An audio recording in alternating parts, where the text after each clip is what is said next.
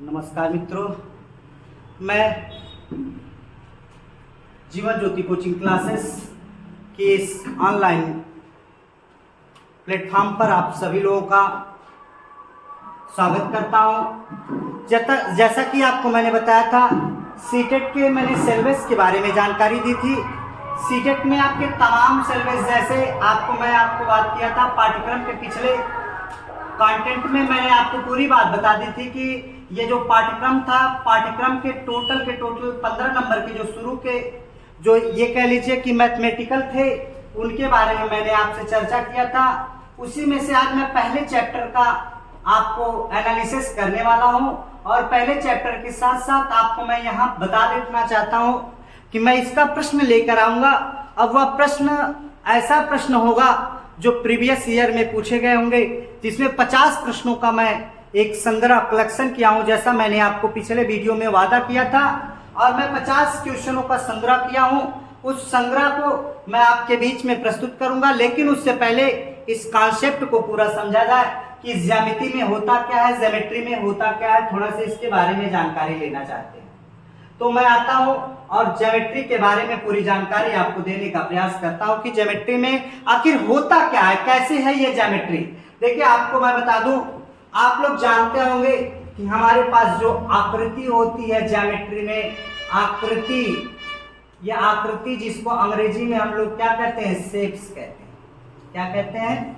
Shapes कहते हैं। Shapes मतलब क्या होता है? आकृति। इस आकृति के बारे में हमें अध्ययन करना है। इस आकृति में मैं आपको बता दूं, हम लोग अध्ययन करते हैं, हमारे पास दो तरीके की आकृतियां होती हैं। नंबर एक जो आकृति होती है वो 2D आकृति होती है। 2D आकृति अर्थात मतलब क्या आप लोग समझेंगे मित्रों? 2D आकृति का मतलब ये होता है जिसमें केवल लंबाई और चौड़ाई हो। मैं ये आपको बता दूं कि जो आप लोग सभी लोग पेन और कॉपी लेकर बैठ जाइए, मेरे प्रश्नों को केवल जो मैं जितना बता रहा हूं उतने को नोट कर लीजिए, और फिर उसके बाद जो मैं 50 क्वेश्चनों का कलेक्शन लेके आऊंगा, उसमें ये दावा है, मेरा विश्वास है कि सीटेट में आपका 5 नंबर फिक्स होगा, यह गारंटी। अगले ही वीडियो में, नेक्स्ट वीडियो में। तो यहां से आपको मैं बता देना चाहता हूं, थोड़ा से अगर आपकी बात हो जाए तो यहां से अगर देखा जाए तो ये आकृति के बारे में हम लोग अध्ययन कर रहे हैं। तो आकृति, जो हमारी आकृति के बारे में 2D आकृति, जिसका मतलब होता है जिसमें आपकी क्या होती है, लंबाई होती है और फिर उसके बाद चौड़ाई होती है। आपकी 2D आकृति में क्या होता है, लंबाई होती है और क्या होता है, चौड़ाई होता है। जबकि जो आपकी 3D आकृति होती है, 3D आकृति जिसमें क्या होता है, लंबाई भी होती है, चौड़ाई भी होती है और फिर आपका क्या होता है, ऊंचाई भी। क्या होती है? ऊंचाई भी होती है। तो इसके बारे में मैं आप अध्ययन कराने वाला हूं। जो लंबाई होती है, चौड़ाई होती है और ऊंचाई होती है, तो यहाँ पे यानी कि आयतन निकालना पड़ता है। यहाँ 3 डायमेंशन फिगर बनते हैं, यहाँ पे कैसे बनते हैं, 2 डायमेंशन फिगर बनते हैं। उन्हीं के बारे में थोड़ा सा मैं पहले आपको चर्चा कर लेता हूं। जैसे 2 डायमेंशन फिगर्स में अगर मैं बात कर लूं आपके बीच में, तो सबसे पहले हमारे पास क्या आता है, त्रिभुज आता है। क्या आता है? त्रिभुज। आपका 2 डायमेंशन फिगर्स की बात कर लो तो सबसे पहले हम लोग क्या जानते हैं, आपका यहां से देखा जाए तो आपका होता क्या है, त्रिभुज। इसमें क्या होगा, त्रिभुज। थोड़ा सा देख लेते हैं।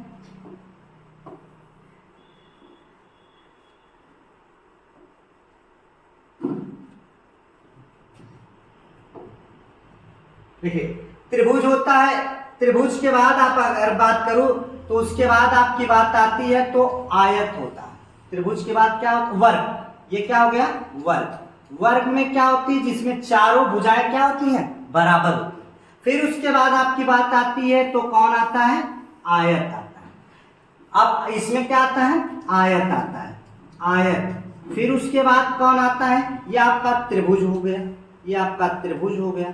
और फिर उसके बाद क्या आता है, आपकी बात आती है तो क्या आता है, वृत्त। वृत्त कहाँ आता है, नीचे की तरफ। ये क्या होता है, वृत्त होता है।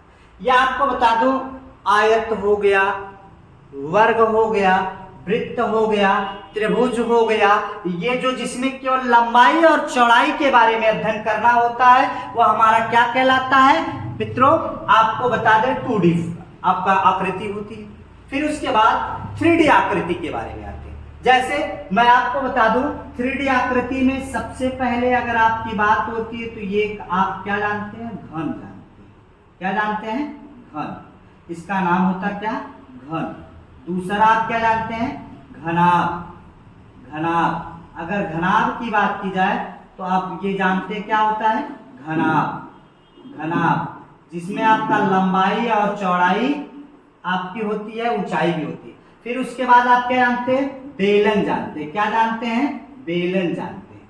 फिर उसके बाद आप क्या जानते हैं? इसका नाम होता है बेलन। फिर आप क्या जानते हैं? फिर आप जानते हैं शंकु। शंकु जानते हैं, जो आपका ये शंकु होता है। कैसा होता है ये शंकु? शंकु के बारे में हम जानते हैं। तो यहाँ पर आपकी बात होती है 2D आकृति में, तो हमारे पास क्या होता है? 2D आकृति में लंबाई होती है, चौड़ाई होती है, जबकि 3D आकृति में लंबाई, चौड़ाई और ऊंचाई क्या होती है? तीनों होता है। तो इस तरीके से हम लोग इन आकृतियों के बारे में अध्ययन कर लिए हैं। अब मैं आपकी बात करता हूं, अगर इतनी चीजें हो गई हो तो इसको आप क्या ले लीजिए? स्क्रीनशॉट ले लीजिए। स्क्रीनशॉट लीजिए तो फिर उसके बाद मैं 2D आकृति को पढ़ाता हूं। तो स्क्रीनशॉट ले लीजिए आप लोग।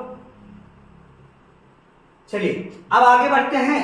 अब आगे अगर बढ़ते हैं तो थोड़ा सा ध्यान दीजिएगा, मैं आपको लेके चलता हूं आगे की तरफ। हमारे पास मैंने अभी अध्ययन कराया किसके बारे में? तो आपने जाना 2D और 3D आकृतियों के बारे में। तो अब आप थोड़ा से 2D आकृतियों के बारे में जानते हैं। अब आप हेडिंग डालिएगा 2D आकृति। हेडिंग डाल दीजिए 2D आकृति। 2D आकृति क्या होगी? थोड़ा सा इसके बारे में ध्यान दीजिए। तो हेडिंग डालिएगा 2D आकृति। 2D आकृति में सबसे पहले मैं आपको अध्ययन कराने वाला हूं किसको? त्रिभुज के बारे में। त्रिभुज नंबर 1 होगा त्रिभुज। आपका नंबर 1 होगा क्या? त्रिभुज।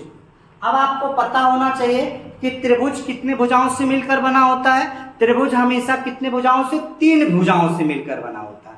और त्रिभुज 3 भुजाओं से मिलकर बना होता है। और बात की जाए कि त्रिभुज के कोणों का योग कितना होता है, तो आप कोणों का योग कितना जानते हैं? 180 डिग्री। कोणों का योग योग कितना होता है? 180 डिग्री, यानी कि ABC।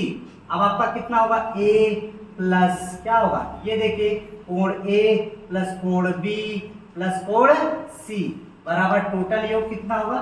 180। अब अगर मैं कह दूं कोणों को कैसे निकाला जाता है, कोणों की संख्या बताइए, तो ये कोणों की संख्या के लिए सूत्र होता है। कोणों के योग के लिए सूत्र होता है। योग के लिए सूत्र के लिए क्या होता है? सूत्र क्या आप जानते हैं? इसके बारे में जानिएगा। अगर किसी भी, चाहे त्रिभुज हो, चाहे वर्ग हो, चाहे आयत हो, चाहे आपका पंचभुज हो, किसी भी चीजों की बात करना हो कि कितने डिग्री का कोण उसका पूरा योग होता है, सभी कोणों का योग कितना होता है, तो आपके लिए एक सूत्र बनता है। वो बनता क्या है? n माइनस आपका कितना 2 गुणे कितना होता है? 180। अब तक टेट लेवल में मैं आपको बात कर लूं या सीटेट लेवल में, तो इसमें पंच कोणों तक का पूछा गया। तो त्रिभुज के कोणों का योग कैसे 180 आया, इसके बारे में समझिए। यानी कि त्रिभुज में कितने भुजाएं? 3 भुजाएं। कितनी भुजाएं? 3 भुजाएं। तो 3 n के जगह पे कितनी होगा? 3 माइनस 2 गुणे कितना?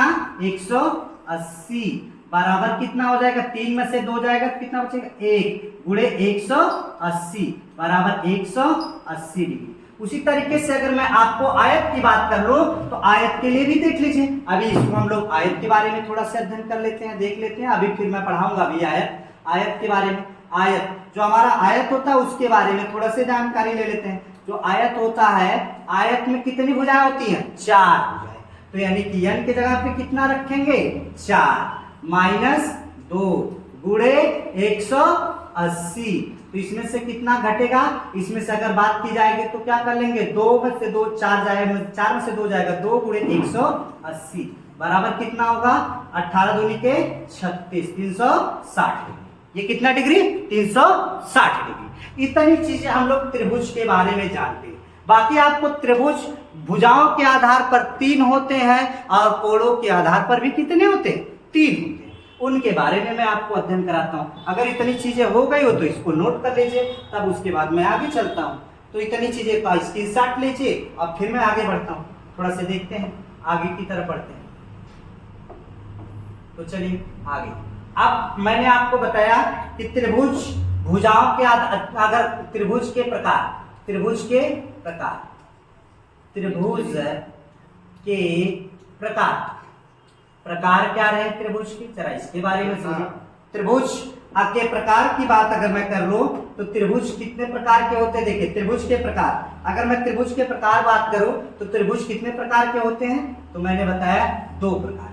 कौन कौन से, भुजाओं के आधार पर, भुजाओं के आधार पर, के आधार पर और किसके आधार पर, कोणों के आधार, किसके आधार पर, कोणों के आधार, कोणों के आधार पर, किसके आधार पर, कोणों के आधार पर। भुजाओं के आधार पर त्रिभुज कितने प्रकार की मैंने बताया, 3 प्रकार की। कौन कौन सी, सबसे पहले अगर मैं आपसे बात करूं तो नंबर 1 कौन सा होता है, नंबर 1 आपकी बात करूं तो सबसे पहले अगर मैं कोण की बात कर लूं, इसको थोड़ा सा ऐसे ही लिखते हैं। नंबर 1 की बात करूं तो नंबर 1 कौन सा त्रिभुज होता है आपको, समबाहु त्रिभुज। क्या होता है, समबाहु त्रिभुज, त्रिभुज अर्थात ऐसा त्रिभुज जिसके तीनों कोण का मान क्या हो, बराबर हो, अर्थात कितने डिग्री का हो, 60 डिग्री का। कितने डिग्री का हो, 60 डिग्री। समबाहु त्रिभुज जिसके तीनों कोणों का मान क्या हो, बराबर हो। कितने डिग्री का होता है, यह भी 60 डिग्री का और यह भी कितने डिग्री का, 60 डिग्री का। अगर मैं भुजाओं की बात करूं तो ये मान लीजिए ए और ए, तो परिमाप क्या होगा। अगर मैं इसके परिमाप की बात कर लूं तो परिमाप आप क्या जानेंगे, परिमाप, परिमाप बराबर क्या होगा, जरा इसके बारे में समझ लीजिए। तो परिमाप कितना होगा, ये देखिए भुजा, परिमाप आप रटने की जरूरत नहीं, मतलब यहां से यहां तक की दूरी, यहां से यहां तक की दूरी, यहां से यहां तक की दूरी, तीनों को जोड़ लिया जाता है, यही आपका परिमाप होता है। देखिए मैं बता दूं, बहुत कठिन सवाल नहीं पूछे जाएंगे क्योंकि मैं आपको 50 क्वेश्चनों का संग्रह अगले वीडियो में लेके आने वाला हूं, जिसमें आपको क्लियर बता दूंगा कि कैसे कैसे प्रश्न आते हैं और उसको करवाऊंगा। और आप, मेरा दावा निश्चित है कि आप लोग करेंगे उस क्वेश्चन को और फिर उसके बाद आप आइएगा सीटेट का पेपर देके तो कहिएगा बस अब जीवन ज्योति कोचिंग क्लासेस को छोड़कर नहीं जाऊंगा, ये एक दावा है मेरा। मैं आपको दावे के साथ कह रहा हूं। परिमाप कितना होगा, 3a। अगर क्षेत्रफल की बात कर लें तो क्षेत्रफल, देखिए मैथ जो आपको मैं बता दूं सबसे आसान भाषा में आपको पढ़ना है तो जीवन ज्योति कोचिंग क्लासेस को सब्सक्राइब कर लीजिए बस केवल। आपको देखिए आपकी नैया मैं पार लगाऊंगा, ये मेरा दावा है। अब आपका ए क्या होगा, आपका 3a परिमाप हो गया और त्रिभुज, समबाहु त्रिभुज का क्षेत्रफल बराबर करनी में 3/4 गुणे भुजा का स्क्वायर, करनी में 3/4 गुणे भुजा का स्क्वायर, ये समबाहु त्रिभुज का परिमाप होगा। अगर आपसे एक क्वेश्चन थ्योरेटिकल में पूछेगा यानी कि समबाहु त्रिभुज में, समबाहु त्रिभुज में सभी भुजाएं क्या होती हैं, सभी भुजाएं, भुजाएं क्या होती हैं, भुजाएं क्या होती हैं, समान होती हैं, समान होती हैं। समबाहु त्रिभुज में क्या होती है, सभी भुजाएं समान होती हैं। ये थी कहानी समबाहु त्रिभुज की, भुजाओं के आधार पर। अगर भुजाओं के आधार पर मैं आपसे बात कर लूं तो अब आप दूसरी चीज देख लीजिए थोड़ा से। भुजाओं के आधार के बाद किसके आधार पर मैं बात करूंगा, थोड़ा सा स्क्रीनशॉट ले लीजिए आप लोग, स्क्रीनशॉट ले लीजिए, फिर उसके बाद मैं आगे बढ़ता हूं। चलिए अब मैं आपको लेके चलता हूं। भुजाओं के आधार पर हो गया आपका समबाहु त्रिभुज। अब भुजाओं के आधार के बाद आपकी किसकी बात करूंगा, थोड़ा से पहले आपका समबाहु त्रिभुज हुआ, दूसरा क्या होगा आपको विषमबाहु त्रिभुज। दूसरा विषमबाहु में समद्विबाहु पढ़ाता, लेकिन थोड़ा उससे पहले आप विषमबाहु समझ लीजिए, तब समद्विबाहु समझिए, बड़ा आसान हो जाएगा। तो दूसरा कोण कौन सा होता, विषमबाहु त्रिभुज। कौन सा कोण, विषमबाहु त्रिभुज, सम विषम बाहु त्रिभुज। मतलब क्या हो, ऐसा त्रिभुज जिसकी तीनों भुजाएं अलग अलग, जैसे ये मान लीजिए ये त्रिभुज हो गया, इसकी भुजा ए हो गई, इसकी बी हो गई और इसकी सी, कोण ए बी सी। अगर मैं परिमाप पूछूं तो मैं पहले भी बता चुका हूं, आपको कुछ नहीं करना, ए बी सी। अब तीनों को जोड़ लीजिए, यानी कि परिमाप क्या हो जाएगा, आपको पता है कि ए प्लस बी प्लस सी, पूरे के आपका ए प्लस बी प्लस सी।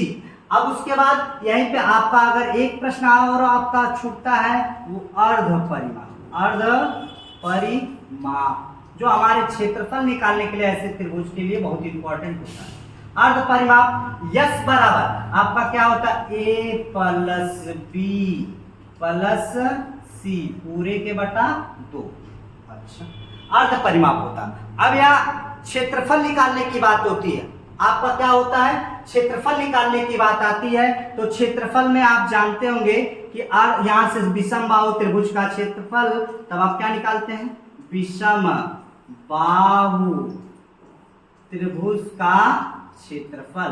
क्षेत्रफल बराबर क्या होगा, आप जानते भी होंगे, 1/2 करड़ी में क्या होता है, यस माइनस ए, एस माइनस बी और यस माइनस सी। ये आपके कौन से त्रिभुज की बात होती है, विषम बाहु त्रिभुज का क्षेत्रफल।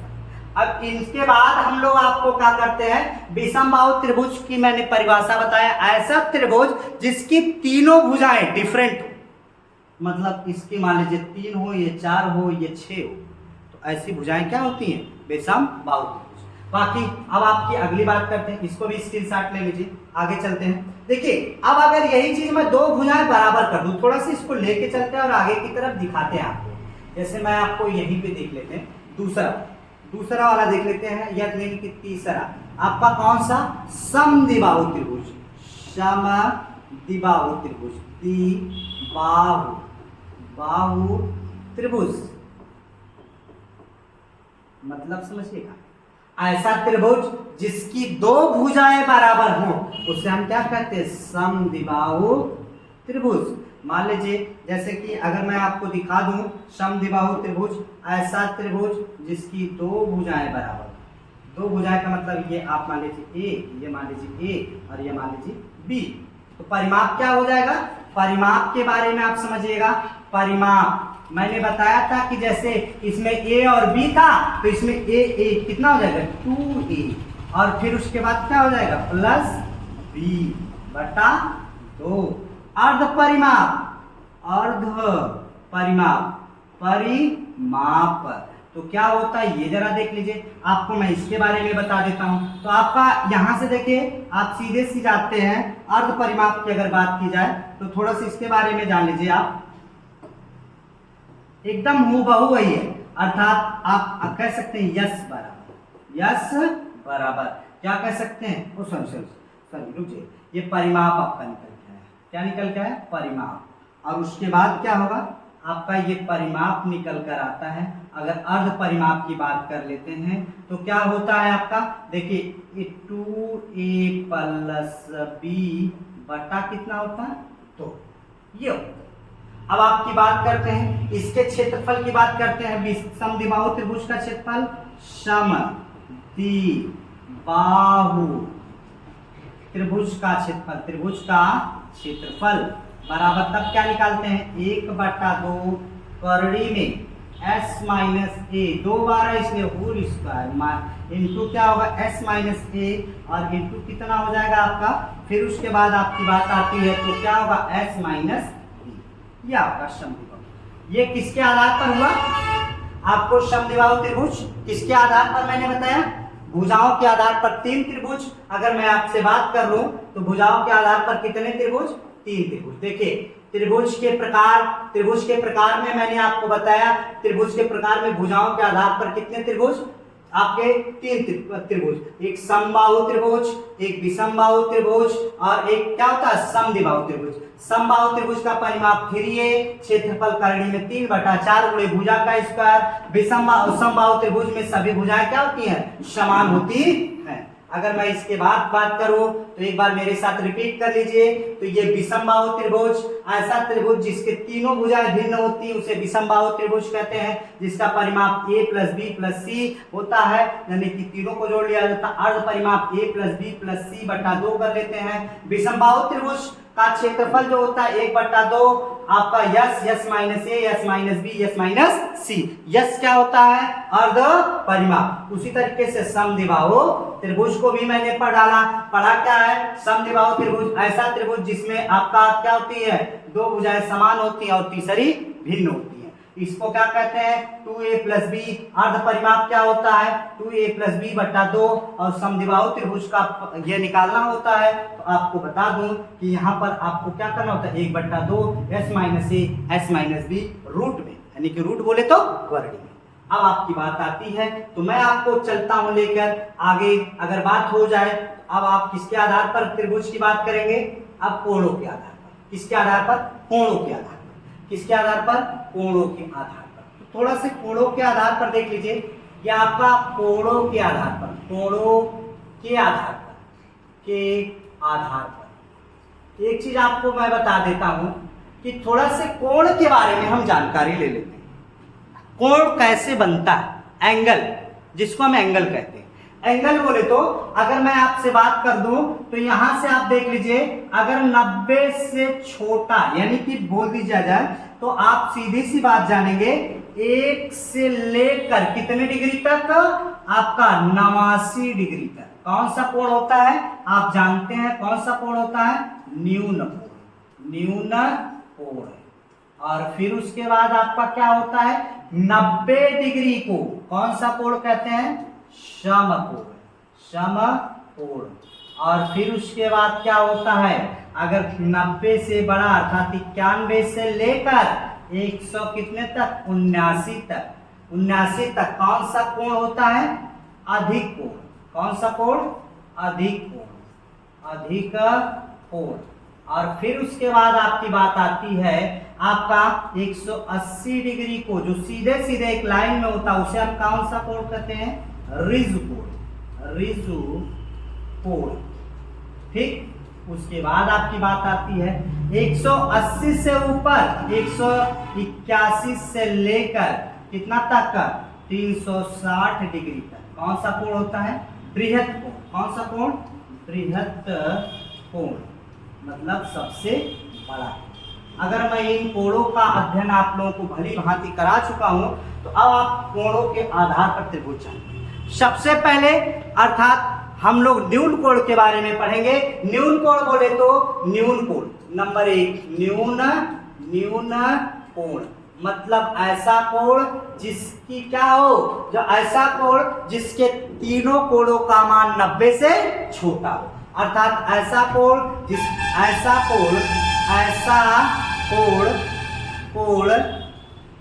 तीनों कोणों का मान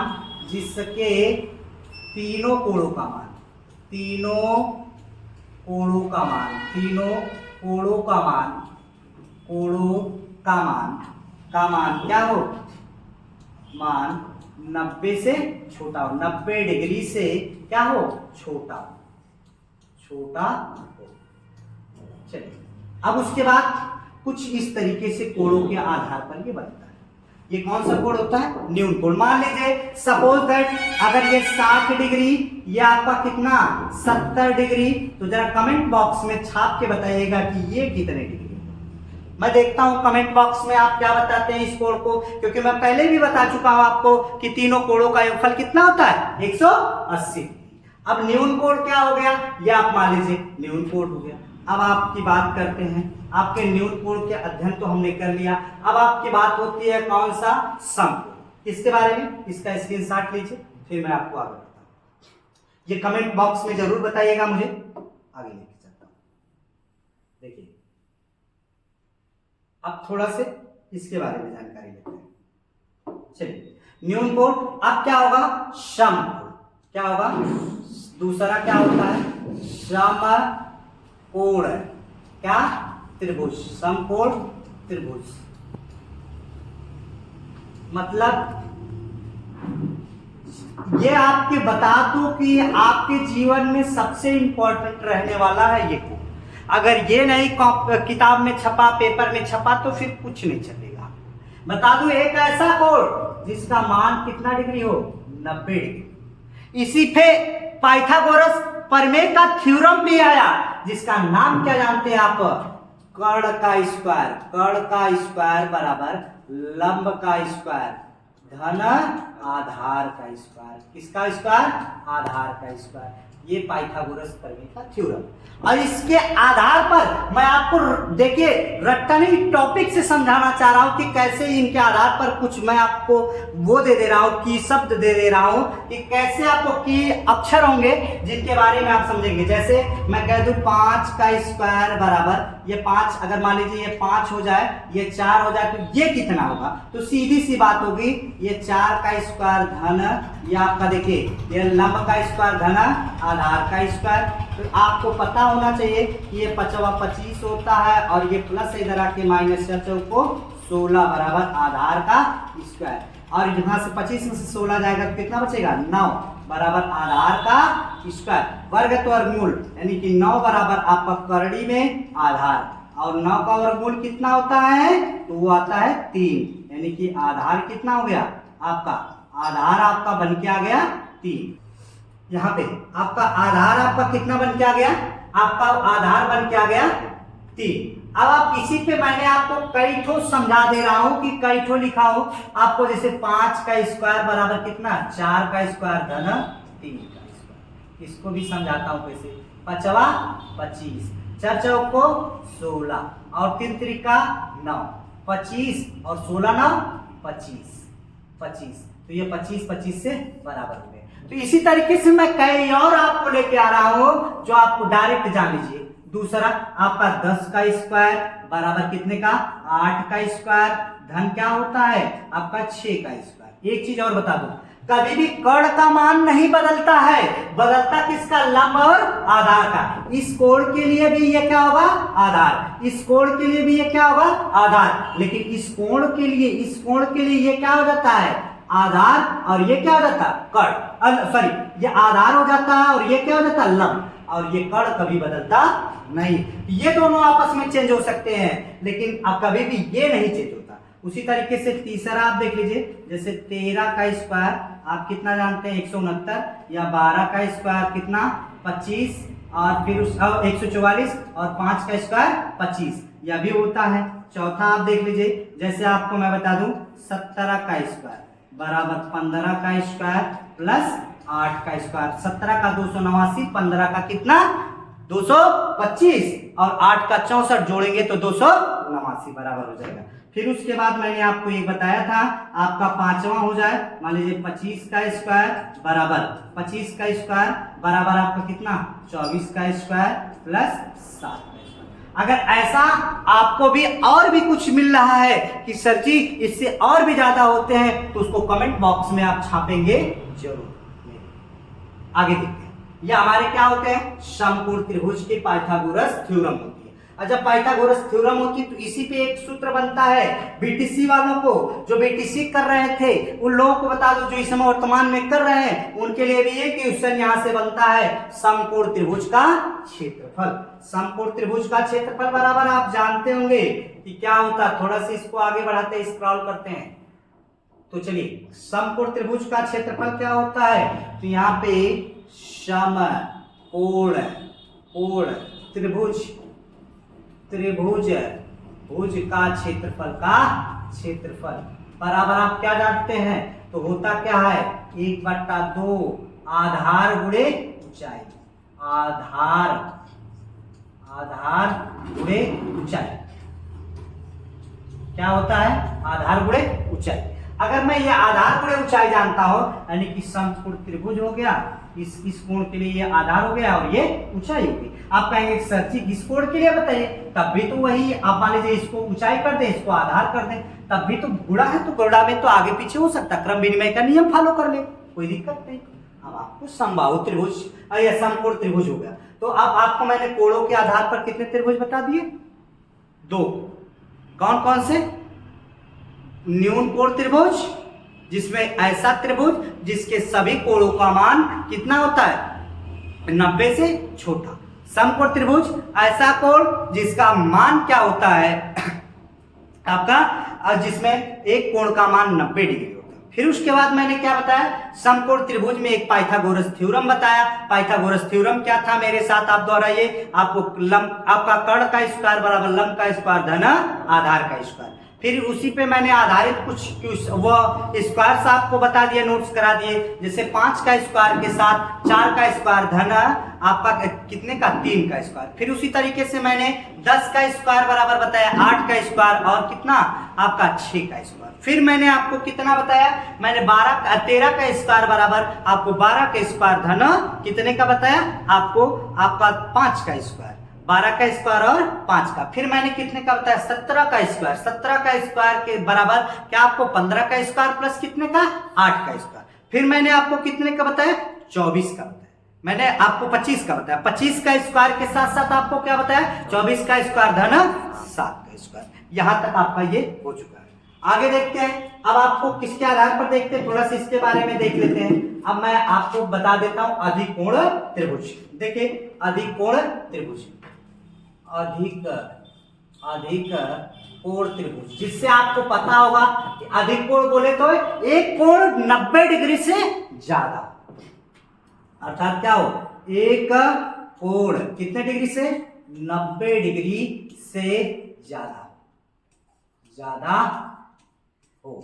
एक कोण कितने डिग्री से ज्यादा हो? 90 डिग्री से ज्यादा हो। जब 90 डिग्री से ज्यादा होगा तो उसको हम क्या कहेंगे? अधिक कोण त्रिभुज। तो त्रिभुज कुछ ऐसे बने।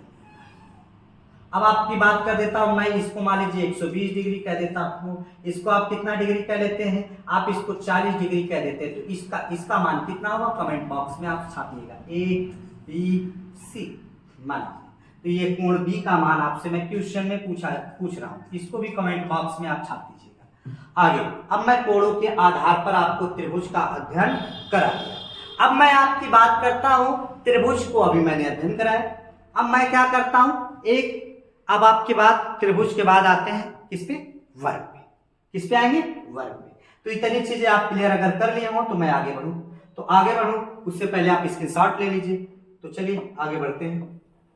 अब मैं आपकी बात करता हूं वर्ग की। देखिए अगर मैं वर्ग की बात कर लूं, क्वेश्चन बनता है, पिछले पेपर में आपको बताया गया कि वर्ग कौन सी आकृति? बंद आकृति है। वर्ग में चारों भुजाएं समान होती हैं। वर्ग में प्रत्येक कोण का मान 90 डिग्री होता है। अब उसमें पूछा गया था कौन कौन सा सही है, कौन सा गलत होता है। तो इसके बारे में आपको मैं बताऊंगा। और भी क्वेश्चन थे। बहुत बहुत धन्यवाद आप लोगों का, क्योंकि अभी भी मेरी टेक्निकल टीम ने मुझे बताया कि हम लोगों का जो आपका सब्सक्राइबर्स हैं, आप लोगों का जो स्नेह और प्रेम मिला है 1003 पहुंच चुका है। और जिसमें हम लोग और इसी तरीके से आप लोग अपना प्यार और दुलार हम लोगों के बीच बनाए रखें। और मैं निश्चित नहीं दावा करता हूं कि मैं सीटेट में आपको सफलता जरूर दिलाऊंगा। ये व्यूअर्स मात्र और मात्र केवल 3 दिन में गए हैं, जिसमें मात्र हमारी तीसरी या चौथी वीडियो ये हमारे बीच से निकल के जाएगी। और जिसमें हमारे इतने स्नेह और प्रेम, ये आजमगढ़ की धरती को, जो आजमगढ़ की धरती जहां पर पंडित राहुल संस्कृत्यायन जैसे महान योद्धा ने जन्म लिया और हरिऔध सिंह उपाध्याय जैसे योद्धाओं ने जन्म लिया, ऐसे पावन धरती से मैं आप लोगों के बीच लाइव हूं। जो आप लोग स्नेह और प्रेम दे रहे हैं उसके लिए मैं आप लोगों का बहुत बहुत आभारी हूं। इस जीवन ज्योति कोचिंग क्लास का परिवार पूरा आभारी है। मैं आगे बढ़ता हूं। इसी कड़ी में मैं आपको बताता हूं कि आपके वर्ग की बात होती है। वर्ग के बारे में आप थोड़ा सा जानिए, वर्ग के बारे में जानिए। जरा देखिए, ये देखिए ऐसी 4 भुजाओं वाली आकृति जिसकी सभी भुजाओं का मान, यानी कि ये क्या होता है? समान होता है, अर्थात ए। और आपको बता दूं ये कितना डिग्री? 90 और ये कितना? 90 और ये कितना? 90। मतलब इससे क्या क्या निष्कर्ष निकाल सकते हैं? वर्ग एक क्या है? वर्ग एक बंद आकृति है। कैसी आकृति है? बंद आकृति है। मैं बता दूं आपको कि आपको ये दावा कर रहा हूं कि ये सब आप कहेंगे कि सर जी बंद आकृति ये सब क्या लिखा रहे, तो पूछा जा रहा है भाई, आप प्राइमरी लेवल में हैं तो आपको पूछना है, बताना है। अभी मैं क्वेश्चन लेके आऊंगा तो वहां देखिएगा, केवल आप मेरे नोट्स को अगर आप ना समझ पाए तो एक बार नहीं 2 बार वीडियो देखकर केवल एक बार नोट्स तैयार कर लीजिए। फिर मैं देख रहा हूं 5 नंबर आपका मैथ में, मेरा दावा है कि नहीं जाएगा, कहीं नहीं जाएगा 5 नंबर। और अगर 5 नंबर गया तो फिर जो कहिएगा मैं सो करने के लिए तैयार हूं। जब मैं 50 अपना PDF आपके 50 क्वेश्चन आपके सामने रखूंगा जो प्रीवियस ईयर के पूछे गए क्वेश्चन है। मेरी टेक्निकल टीम ने बड़ी मेहनत करके उसका कलेक्शन किया है, जिसमें उसको मैं आपके बीच कल लाने वाला हूं, जिसमें आप मेरे चैनल पर केवल बने रहिएगा। वर्ग में प्रत्येक क्या होती है, वर्ग की प्रत्येक कोण कितने डिग्री होते हैं, 90 डिग्री होते हैं। और फिर उसके बाद आपको मैं बता दूं यह बंद आकृति है। वर्ग में सभी भुजा क्या होती है, बराबर होती है। आगे देखिए क्या होता है, वर्ग में सभी भुजाएं बराबर होती है। वर्ग का परिमाप तो आप एकदम आसान से हो गए, ए तो वर्ग का परिमाप बराबर वर्ग का परिमाप। बहुत लोग कहते हैं रट्टा मार दीजिए, लेकिन मैं कहता हूं आपको कॉन्सेप्ट समझ लीजिए, कॉन्सेप्ट समझिए। जैसे ए कितना हो गया, 4, तो वर्ग का परिमाप कितना, 4। तो अगर आपको जो कभी गणित नहीं पढ़ा है उसको भी मैं आपको गणित पढ़ाने का दावा करता हूं। तो ये कितना होता है वर्ग का परिमाप, 4।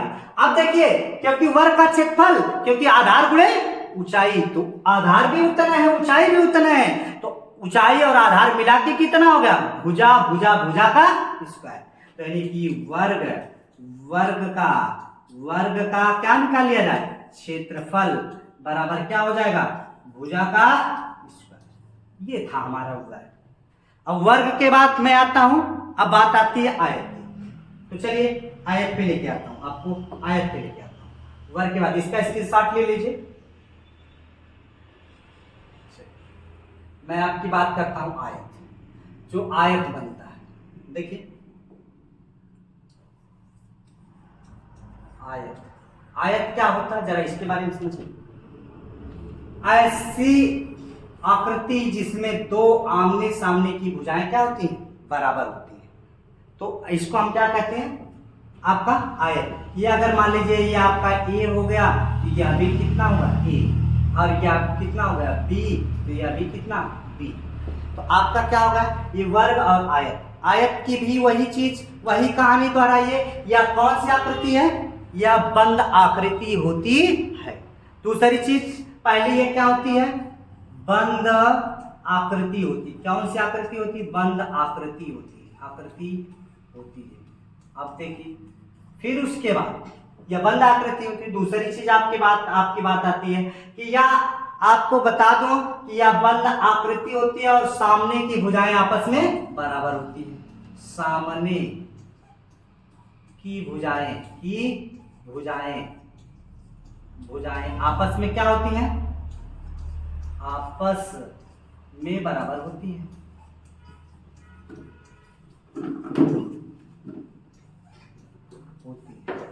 सामने की भुजाएं आपस में क्या होती है, बराबर होती है।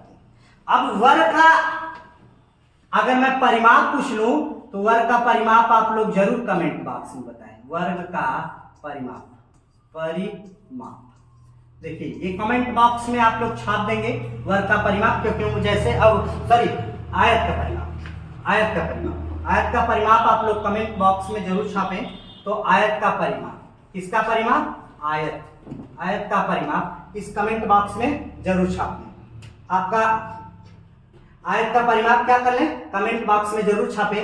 अब आयत का क्षेत्रफल बराबर आयत का क्षेत्रफल बराबर क्या होगा, आपका लंबाई गुणे चौड़ाई। ठीक है, अब मैं आपको बता देना चाहता हूं कि ये मैं इतनी चीजें आपको पढ़ा दिया हूं, थोड़ा बहुत अभी कॉन्सेप्ट मेरा बचा हुआ है। उन थोड़े बहुत कॉन्सेप्ट को मैं अगले वीडियो में लेकर आता हूं, और अगले वीडियो के साथ उसी वीडियो में मैं आपको क्या कराऊंगा, आपको मैं उसी वीडियो में पूरे पेपर का एनालिसिस कराने वाला हूं, जिसमें मेरे 50 क्वेश्चन होंगे, और 50 क्वेश्चन में मैं ये दावा करता हूं कि आपको उसी पे आधारित, वो नहीं लेकिन उसी पे आधारित क्वेश्चन जरूर मिल जाएंगे आपको, और जिसकी वजह से आप इस बार सीटेट पार करेंगे, क्वालिफाई करेंगे, और जिसमें आपको कोई दिक्कत नहीं होने वाली है। इसलिए आप जीवन ज्योति कोचिंग क्लासेस से जुड़ने का प्रयास करें।